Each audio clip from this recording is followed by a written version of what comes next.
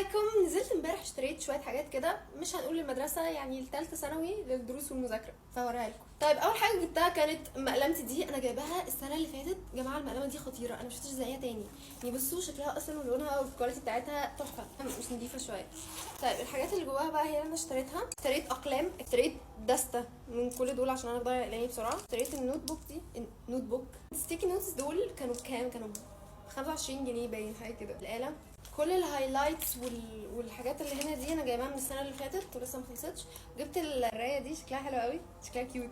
انا عارفه ان هو لون ولادي شويه ولكن ده لوني المفضل. جبت برضو الستيك نوتس دول. جبت البلو ده لان انا السنه اللي فاتت بجد اتعذبت من غيره، دايما الستيك نوتس كانت بتقع. في هنا ستيكه كنت جايباها بكام مش عارفه والله، مش فاكره. هي قلم ومسطره، المسطره كنت جايباها ب5 جنيه. كثير والكثير من النوت بوكس. جبت دي اول حاجه. النوت بوك دي شكلها حلو قوي، كانت بكام؟ كانت ب75 باين، حاجه كده.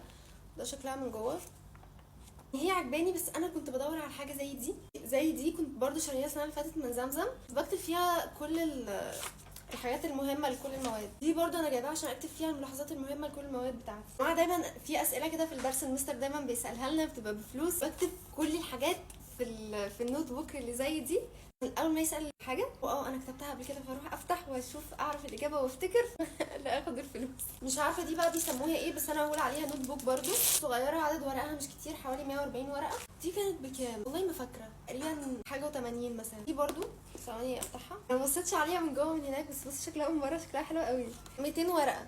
ايه ده؟ بصوا دي شكلها مش عجباني خالص، يعني كل الصفحات كده. ايه ده؟ كيوت قوي. مكتوب ايه هنا؟ حان الوقت الان كي تقلب الصفحه وتبدا من جديد.